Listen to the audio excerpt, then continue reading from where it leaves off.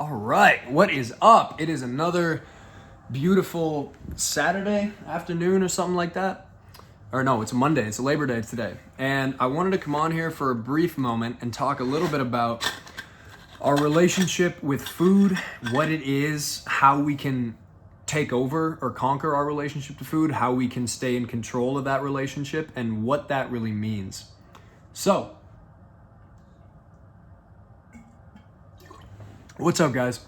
If you don't know me, my name's Will. I've been doing this for a little while, very inconsistently.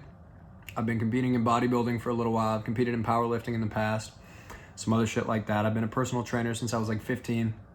This is my entire life. This is all I do. This is what I try and teach myself. This is what I care most about.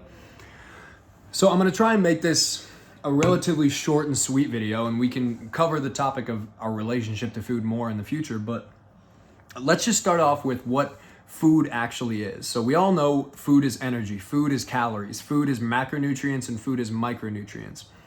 One gram of protein is, what is it? Six calories. 1 gram of carbohydrates is 6 calories, and 1 gram of fat is about 9 calories. 1 gram of alcohol is about 7 calories.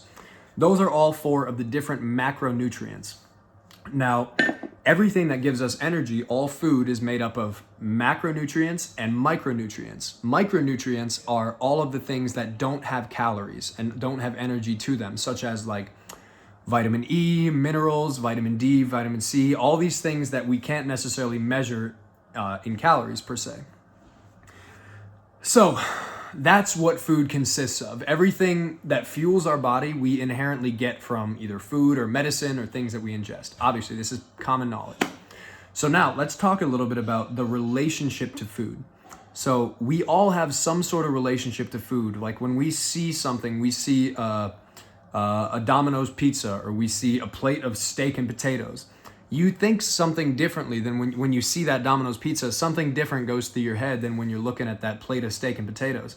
Now, that Domino's pizza is going to look incredibly enticing because of, all the processed fucking meat and cheese and tomato sauce and sugar and all that. And it's quite literally engineered to make you want to eat more of it. Now, that plate of steak and potatoes was engineered by none other than the man upstairs. It was not engineered by scientists in a lab. It was not engineered to make you keep eating it. That steak and potatoes evolved over millions and millions of years. That cow evolved over millions and millions of years to be full of this meat that was micronutrient dense, macronutrient dense, and designed to give your body all these things that you can't get from anywhere else.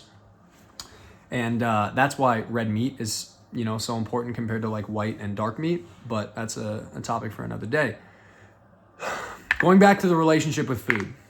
The reason I wanted to make this video is because there's a lot of people on both ends of the spectrum. There's a lot of people that are like, they eat whatever they want, they eat kind of however they want, and then they just don't really see any problem with that. Or they struggle with not being able to control their appetite, or eating late at night. I'm just gonna speak from my personal experience. My biggest problem in my fitness journey was always losing weight. I had no problem putting on muscle. I had no problem building strength because I had no problem eating. I loved food. I loved meat, potatoes, candy. I loved anything that I could. I drank like a gallon of milk a day at one point. Like I was ingesting without a doubt.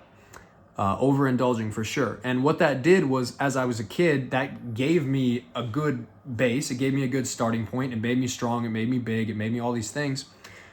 But it also made me fat.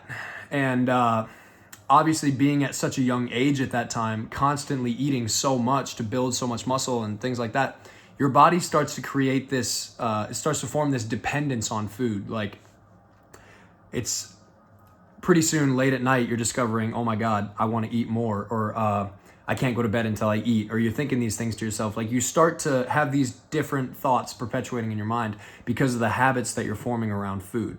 Food is a drug. You get the same reactions from certain types of foods that you get from a hit of cocaine, a hit of marijuana, a hit of heroin. And in some cases, sugar and some other artificial sweeteners can stimulate parts of the brain that, the same parts of the brain that drugs do, even to a stronger, greater extent. So food can, in some cases, give you more dopamine than drugs can. So food can be more powerful and more addictive than drugs, is what I'm saying. And I know this because I've been addicted to food for a hell of a lot longer than I've ever had any sort of desire to be continuing doing drugs. Like drugs, I never wanted to do more. Food, I always wanted to eat more. And that is, I think, something to keep in mind. So going back to the relationship with food, how you can form a better relationship with food, and how you can form the relationship with you want with food.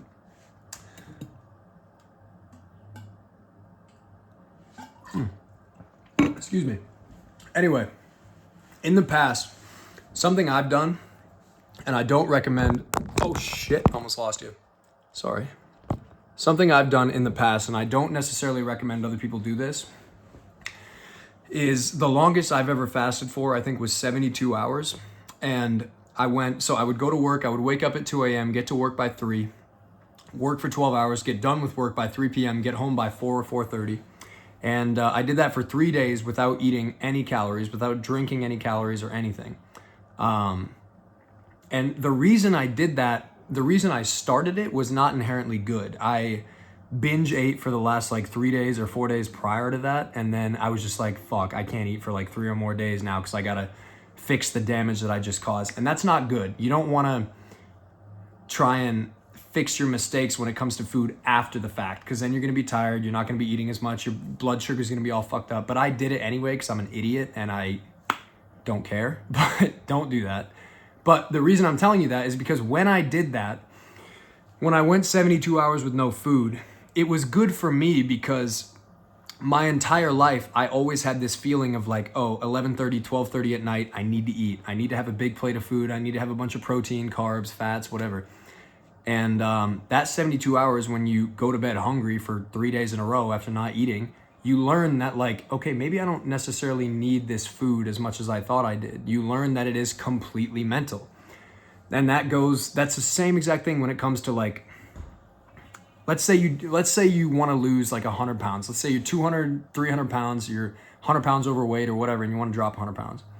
That's a lot of weight, and that's going to take a long fucking time. You're not going to drop 100 pounds probably within the first year. It might take you 1.5 to 2 years to lose 100 pounds, especially to do it the right way. It's going to take you a lot longer. So what you need to do, more than focusing on your... Oh, I thought that ended it for a second. More than focusing on your exercise, focusing on you need to put your nutrition, your sleep, and your water first. Because if your nutrition is not good, if your water intake is not good, if